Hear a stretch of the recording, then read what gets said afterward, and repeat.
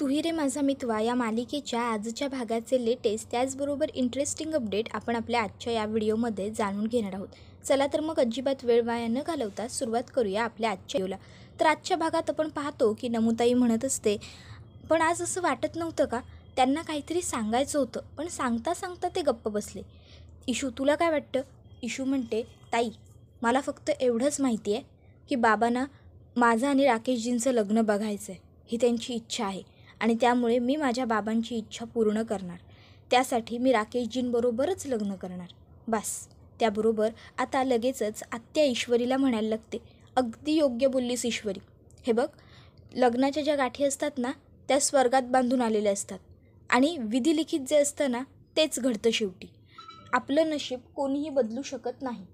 विधिलिखित बदलणं एवढं सोपं नसतं आणि नाहीच बदलता येत ते. त्यामुळे तू लक्ष देऊ नकोस फालतू गोष्टींवरती. तर दुसरीकडे अर्णव हा घरी आलेला असतो. तो फोटो बघत बसलेला असतो राकेश आणि अंजलीच्या लग्नाचा. तर त्याला ईश्वरीचे शब्द आठवतात. मला लग्न करू नको सांगणारे तुम्ही कोण? हा अधिकार तुम्ही केव्हाच गमावला आहे आणि मी आणि राकेशजी लग्न करणार हे विधिलिखित आहे, समजलं? तर अर्णवने सुद्धा तिला सांगितलेलं असतं आणि हे विधिलिखित हा अर्णव राजे शिर्के बदलून दाखवणार. आता मी तुला असं काहीतरी दाखवणार आहे ना की जे बघितल्याच्या नंतर तुझ्या पायाखालची जमीन सरकेल आणि तू स्वतःहून राजेशशी लग्न करण्यापासून नकार देशील. आणि त्याने मोबाईल हातामध्ये काढून घेतला होता हे इशूला आठवत असतं. इतक्यात मामा अर्णवकडे आलेला असतो आणि आता मामा अर्णवला विचारतो, अर्णव काय झालं? ईश्वरीला दाखवलंस ना तू तो फोटो? काय म्हणाली ती? नाही म्हणजे अर्थातच ती काहीतरी ओव्हर रिॲक्ट झाली असेल, पण तिला पटलं ना सगळं? त्यावर मामाला अर्णव सांगतो, मामा मी ईश्वरीला तो फोटो दाखवलाच नाही आहे. त्याबरोबर मामा म्हणतो, अरे का? अर्णव अरे पुन्हा तू तेच केलंस, भावनिक पद्धतीने विचार केलायस. अरे जोपर्यंत तू तिला फोटो तो दाखवणार नाही तोपर्यंत तिला खरं कसं कळेल? त्यावर अर्णव म्हणतो, मामा अरे प्रॅक्टिकली विचार केला मी. जर तिला तो फोटो दाखवला असता तर ती खरं खोटं करायला कुठे आली असती? अंजली ताईकडे. आणि मला हे विसरून चालणार नाही की ताई प्रेग्नंट आहे. तिला डॉक्टरांनी हे असे धक्के बसता कामा नये असं सांगितलं आहे. मग तरीही काय करणार होतो मी? त्यावर मामा म्हणत असतो, अर्णव तुला कळतं आहे का? अरे तू पुन्हा एकदा भावनिक पद्धतीने विचार करून ईश्वरीच्या आयुष्यात खूप मोठा विलन ठरतोयस. काहीही न करता तू तिच्या आयुष्याचा दुश्मन बनतोयस. त्यावर अर्णव म्हणत असतो, मामा माझ्या ताईसाठी मला विलन जरी ठरावं लागत असेल ना तरी काहीच हरकत नाही, मी तयार आहे. त्याबरोबर आता अर्णवने असं म्हटल्यावर मामा म्हणतो, अरे ते ठीक आहे बाळा, पण ईश्वरीची या सगळ्यात काय चूक आहे? तिला कसं वाचवणार आहेस तू? मग मात्र अर्णव जरा गप्प बसतो. तर आता दुसरीकडे इशूला आठवत असतं की अर्णवने सांगितलेलं आहे की जर हे लग्न विधिलिखित असेल ना तर हा अर्णव राजे शिर्के हे विधिलिखित बदलून दाखवणार. मी तुला असं काहीतरी दाखवणार आहे की त्यानंतर तू राकेशबरोबर स्वतःच लग्न करणार नाहीस. इशू मात्र त्या विचारांमध्ये पूर्णपणे हरवून गेलेली असते. इतक्यात त्या ठिकाणी राकेश आलेला असतो. राकेश म्हणतो, नेमका गणपतीच्या स्थापनेच्या वेळेस नव्हतो, पण ईश्वरीजी मी तुम्हाला म्हणून सांगतो, तुमच्यासाठी, माझ्यासाठी, काकांसाठी, मुळात आपल्या सगळ्यांसाठीच मी देवळात जाऊन प्रार्थना करून आलेलो आहे हां. आणि देवाला सांगितलं आहे की काकांना लवकरात लवकर बरंसुद्धा कर. काय आता ईश्वरी, आत्या, नमू कोणी काही बोलतच नसतं. मग राकेश आता लगेचच विचारायला लागतो, काय झालं ईश्वरीजी? तुम्ही काही बोलत का नाही आहात? आत्या आहो तुम्ही तरी बोला. नम्रताजी आहो तुम्ही तरी बोला. काय झालं? तुम्ही कोणीच काही बोलत नाही आहात. अहो बोला, मी या घरचा होणारा जावई आहे, मला सगळं माहिती नको का? त्याबरोबर लगेचच जयू आत्या म्हणते, अहो काय सांगू तुम्हाला राकेशजी, तो अर्णव राजे शिर्के आला होता माते फिरूकुटचा. इथे येऊन म्हणाला की ईश्वरीला तुमच्याशी लग्न करू नको. त्याबरोबर आता लगेचच राजेश चिडण्याचं नाटक करतो. तो म्हणतो, काय? तो इथे आला होता? अहो पण त्याचा संबंधच काय? अहो ईश्वरीजी मग तुम्ही त्याला ठामपणे असं सांगून का नाही टाकलं की या लग्नाला थोरा मोठ्यांचा आशीर्वाद आहे म्हणून? असा कसा वागू शकतो तो? कोणाच्याही घरी येतो, काहीही बडबडतो का? नाही नाही नाही, आता ना मला हे सहनच होत नाही आहे. आता मी सरळ जाणार आहे, त्याची कॉलर पकडणार आणि भर चौकात त्याला उभा करून विचारणार की काय रे, नक्की तुझा प्रॉब्लेम काय आहे? का उगाचच्या उगाच तू आमच्या मागे पडलायस? त्याबरोबर आत्या लगेचच म्हणते की हो बरोबर, राकेशजी त्याची ना हीच लायकी आहे. त्याबरोबर लगेचच आता राकेश म्हणत असतो, नाही नाही नाही आत्या, पण या सगळ्यावरती हे सोल्युशन नाही आहे आणि आपल्याला सोल्युशन हवं आहे. मग या सगळ्यावरती सोल्युशन काय आहे माहिती आहे का? ईश्वरीजी, आपण दोघांनी ना आता लवकरात लवकर लग्न करायचं. त्यावर ईश्वरी म्हणते काय? त्यावर राकेश म्हणतो हो, आपण ना दोघांनी खरोखर लवकरात लवकर लग्न करून घ्यायचं. एक काम करूया, आता जो पहिला मुहूर्त असेल ना त्या पहिल्या मुहूर्तावरच आपण दोघांनी एकमेकांशी लग्न करायचं, मग विषयच संपेल. त्याबरोबर लगेचच नम्रता म्हणते अहो राकेशजी, असं कसं म्हणताय तुम्ही? आपण असं कसं करू शकतो? बाबा हवेत ना लग्नाला, बाबा नसतील तर कसं लग्न होईल? त्याबरोबर आता राकेश म्हणतो नाही बरोबर आहे तुमचं नम्रताजी, पण जर त्या अर्णवचं तोंड बंद करायचं असेल ना तर हा एकच पर्याय हो, म्हणून म्हणतोय मी. त्यावर पुढे तो ईश्वरीला म्हणतो ईश्वरीजी ठरलं, आपण लग्न करतोय आणि तसंही ही काकांचीच इच्छा होती ना. उलट आपलं लग्न झालं तर काकांना सुद्धा आनंदच होईल की. आठवतं आहे ना त्यांनी आपल्या लग्नासाठी मुहूर्त काढले होते ते, त्यातल्या पहिल्या मुहूर्तावरच आपण लग्न करायचं. तयारीची वगैरे तुम्ही काळजी करू नका, मी एका रात्रीच सगळी तयारी करून घेतो. त्यावर इशू म्हणते 1 मिनटं राकेशजी, मी ह्या लग्नाला तयार नाही आहे. आता इशूने असं म्हटल्याबरोबर राकेशला खूप मोठा धक्का बसतो आश्चर्याचा. तर लगेचच आत्या म्हणते इशू अगं काय बोलतेस तू? हे तुझं तुला तरी कळतंय का? उगाचच त्या अर्णवराजे शिर्केने येऊन तुला भडकवलं म्हणून तू काहीही बोलशील का? राकेशजींना लग्नासाठी नकार देतेस तू चक्क? काय हे? त्यावर मग मात्र इशू 2 मिनटं शांत उभी राहते आणि मग आत्याला म्हणते आत्या 1 मिनटं, मी काय म्हणते ते एकदा ऐकून तरी घे पूर्ण. मी म्हणते की बाबा कोमातून बाहेर येईपर्यंत मी या लग्नाला तयार नाही आहे. जेव्हा ते या कोमातून बाहेर येतील त्याच्यानंतरच मी लग्न करायला तयार आहे. बाबांची इच्छा होती माझं लग्न होणं, मग त्यांच्या डोळ्यासमोर माझं लग्न झालं पाहिजे. त्याबरोबर आपण दुसरीकडे पाहतो, अर्णव हा मामाला विचारतो मामा तो राकेश कुठे? त्याबरोबर मामा सांगतो अरे सकाळपासून तो त्या MKला कॉल करतोय पण तो काही त्याचा फोन उचलत नाही आहे. त्यावर अर्णव म्हणत असतो आणि मामा तो त्याचा फोन उचलणारही नाही. तर मामा म्हणतो हो, तू सेटिंगच काही अशी फिट करून ठेवलीस की त्या राजेशला कळणारच नाही की नेमकं त्याच्याबरोबर घडतंय काय. तो स्वतःच त्याच्या या ट्रॅपमध्ये अडकत जाणार आहे. त्याबरोबर लगेचच अर्णव म्हणतो मामा मी करूनच सोय अशी ठेवली. मग लगेचच आता अर्णवला आठवतं की रात्री ज्यावेळेस त्याला फोन आला होता पाटीलचा आणि पाटीलने त्याला सांगितलं की राजेशने खूप मोठ्या रकमेवरती पैसे उचललेले आहेत, ते सुद्धा व्याजावर.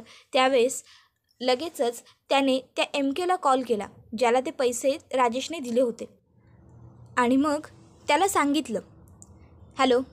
समोरून हॅलो आवाज येताच अर्णव लगेच समोरून बोलला अर्णवराजे शिर्के बोलतोय. आता अर्णवचाच फोन आलेला असतो ते बघून MKला सुद्धा जरा धक्का बसतो. तर अर्णव म्हणत असतो मी काय सांगतोय ते नीट ऐकायचं. राजेशपेक्षा दुप्पट पैसे देईन पण काम माझ्यासाठी करायचं. त्याबरोबर हे ऐकून लगेचच MK म्हणाला साहेब अहो आपल्याला काय फक्त पैशांची मतलब, चालेल ना करू तुमच्यासाठी काम. त्याबरोबर अर्णवने त्याला सांगितलं आता मी जे काही सांगतोय ना ते अगदी व्यवस्थित आणि नीट ऐक.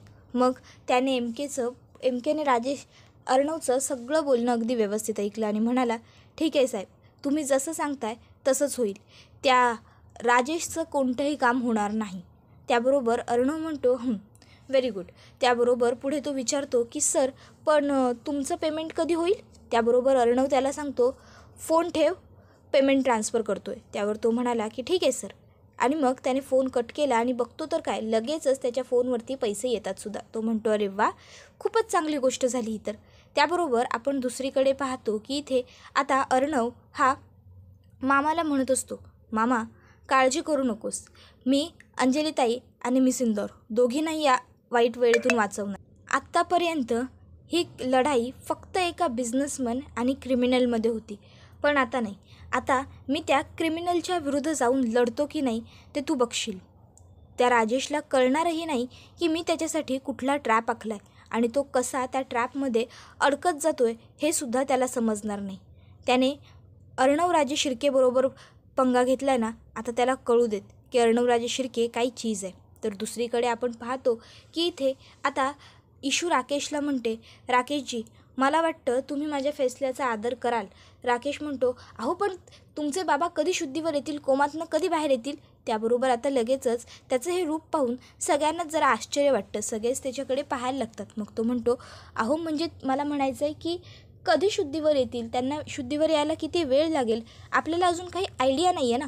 मग आपण असं कसं थांबू शकतो ना लग्नाचे, बाकी काही नाही. मला म्हणजे तसं म्हणायचं नव्हतं, मला फक्त काकांची इच्छा महत्त्वाची वाटत होती. त्याबरोबर ईश्वरी म्हणते नाही, त्यांची इच्छा तर महत्त्वाची आहेच, पण त्याचबरोबर बाबा शुद्धीवर असणं आणि लग्नाला येणं हे सुद्धा माझ्यासाठी तितकंच गरजेचं आहे.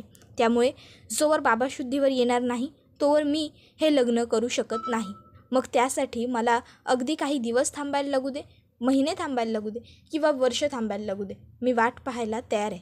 आणि मला वाटतं तुम्हीसुद्धा माझ्या ह्या निर्णयाचा आदर करालच राकेशजी.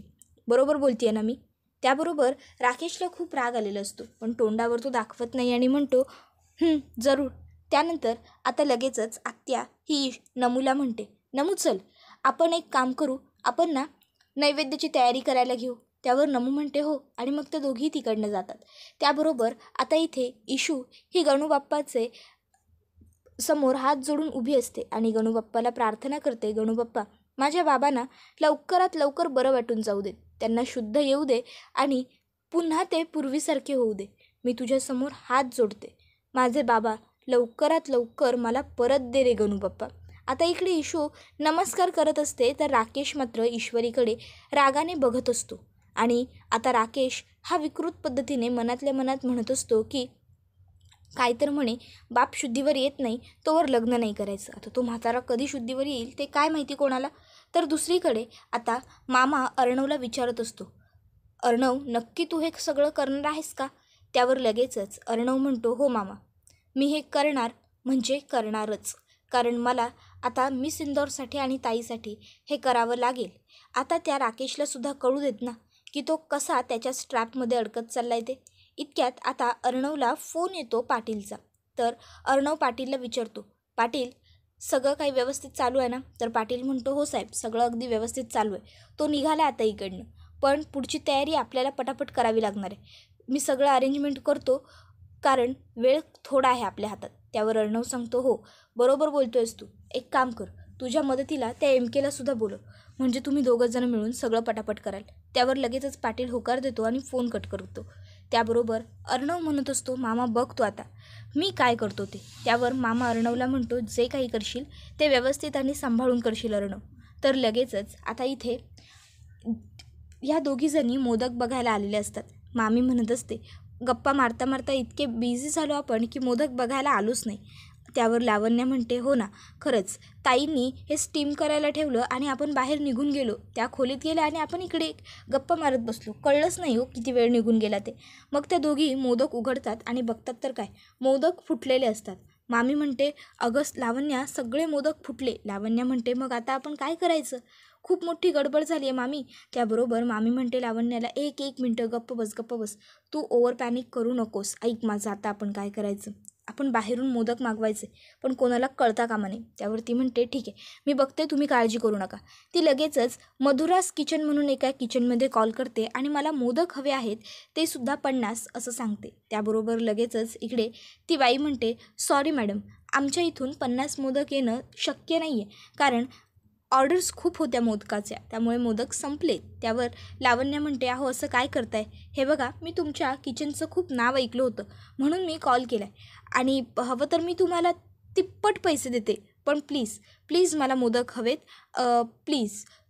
अहो एवढं चांगलं नाव आहे, काहीतरी अरेंजमेंट तर होईल ना तुमची. त्याबरोबर लगेचच ती म्हणत असते, मॅडम पैशांचा प्रश्न नाही आहे, पण खरंच अवेलेबल नाही आहेत मोदक, आणि 50 मोदक खूप मोठे आहेत, ऑर्डरसुद्धा जास्त आहे. त्यामुळे त्याबरोबर ती म्हणते, हे बघा प्लीज मला प्रसादासाठी मोदक हवे आहेत, त्यामुळे मी मागवते, प्लीज काहीतरी अरेंजमेंट होत असेल ना, काहीतरी अरेंजमेंट करा.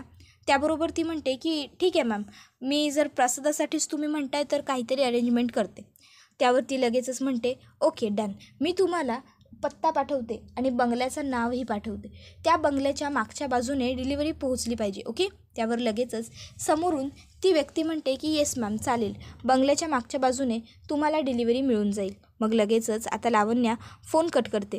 तर मामी तिला विचारते, लावण्या काय झालं, काय म्हणाले त्या. त्याबरोबर लावण्या सांगते, मामी मोदक मिळून जातील आपल्याला. त्यावर लगेचच मामी म्हणते, चला मोकळ्या झालो, चल चल चल आता पटापट पहिलं हे जे खराब झालं आहे त्याची विल्हेवाट लावायला हवी. त्याबरोबर इथे इशू ही नमुताईला म्हणते, ताई एक काम कर, आता आपली ही ऑर्डर करून झाली ना की बंद करून टाक आपलं ॲप, म्हणजे आपल्याला त्रास होणार नाही. त्याबरोबर लगेचच ती म्हणते हो चालेल ना. इतक्यात आत्या त्या ठिकाणी आलेली असते आणि आता आत्या ही इशूला म्हणत असते, इशू अगं मला राकेशजी जे बोलत होते ते पूर्णपणे चुकीचं आहे असं नाही वाटत. त्यावर नमुताई म्हणते, आत्या अगं ते बरोबर जरी असलं तरीसुद्धा सध्या आपल्याकडे पैसे आहेत का लग्नासाठी? बाबांच्या ऑपरेशनलाच किती पैसे लागलेत. त्याबरोबर मग आत्या म्हणते, ठीक आहे, मी एक काम करते, सुप्रियाबरोबर याविषयी बोलून घेते. आणि मग लगेचच आता आत्या ही आईबरोबर बोलण्यासाठी तिकडनं निघून गेलेली असते. तर दुसरीकडे आपण पाहतो की आता नमुताईच्या फोनवरती फोन आलेला असतो आणि मग ती सांगत असतात की आम्ही मधुराज किचनमधून बोलतो आहे. ईश्वरी किचन? त्यावर लगेचच नमुताई होकार देते. तर ती सांगत असते की आमच्या इथे ना 50 मोदकांची अर्जंट ऑर्डर आहे, बट ॲक्च्युली आमचे मोदक संपलेत, त्यांना 20 मिनिटात डिलिव्हरी हवी आहे, तर तुम्ही 50 मोदक देऊ शकाल का? त्यावर नमुताई म्हणते, अहो 50 मिनिटात 50 मोदक 20 मिनिटात कसे काय बनणार, नाही जमणार ना. त्यावर आता इशू म्हणते, ताई अगं मोदक मागवलेत म्हणजे नक्कीच प्रसादासाठी असतील, नको नको म्हणूस, बाप्पाची सेवा म्हणून आपण हे मोदक बनवूया ना. त्याबरोबर लगेचच नमुताई म्हणते, ठीक आहे, आम्ही देऊ तुम्हाला 50 मोदक बनवून 20 मिनिटात. त्यावर ती म्हणते, थँक्यू व्हेरी मच, आम्ही तुम्हाला नक्की याच्या पुढेही मोठी ऑर्डर मिळवून देऊ. आणि मग त्या फोन ठेवतात. इशू म्हणते, ताई आत्या लग्नाचं बोलत होती त्याचं काय गं? त्यावर नमुताई म्हणते, तू काळजी करू नकोस, मी बोलेन आत्याबरोबर. इशूला जरा धीर येतो. तर इथे राजेश हा खूपच जास्त चिडलेला असतो. तो म्हणत असतो, लग्नाला नाही म्हणते काय? अगं तुझा बाप कोमाच्या बाहेर येईपर्यंत मी का वाट बघायची? माझा काय दोष आहे या सगळ्यामध्ये? नाही जर तुला 8 दिवसाच्या आत लग्न करायला मजबूर केलं ना तर बघ डार्लिंग, राकेश दुसरं काही ॲडजस्ट करू शकतो, पण इंदोरी जिलबीने लग्नाला नाही म्हणणं नाही. आधी या अर्णवची वाट लावतो आणि मग तुला लग्नासाठी तयार करतो. इतक्यात आता तो लगेचच MKला कॉल करतो आणि म्हणत असतो, अरे आता तरी उचल बाबा. इतक्यात MK फोन उचलतो आणि म्हणत असतो, राजेश शेठ अहो खूप मोठा प्रॉब्लेम झाला आहे, अहो तुम्ही मी पत्ता पाठवला आहे त्याच्यावरती या, मग पुढचं काय घडलं आहे ते आपण बोलू. राजेश म्हणतो, अरे पण. त्यावर लगेचच तो म्हणतो की या हो तुम्ही आणि फोन कट करतो.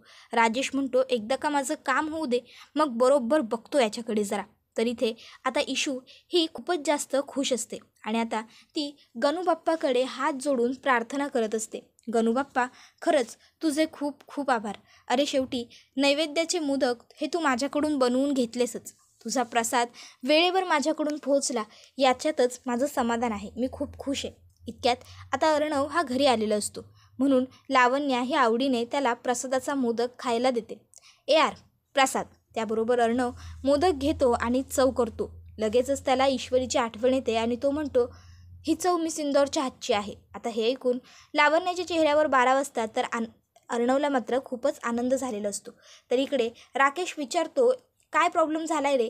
त्यावर आता इथे लगेचच हा MK सांगायला लागतो की अरे तू जो घोटाळा करायला सांगितलास ना तो खूप मोठा आहे, मग सगळ्यांच्या बापाला त्यामध्ये इन्व्हॉल्व तर करावं लागेलच ना. त्यावर तो म्हणतो, कोण आहे कोणा सगळ्यांचा बाप?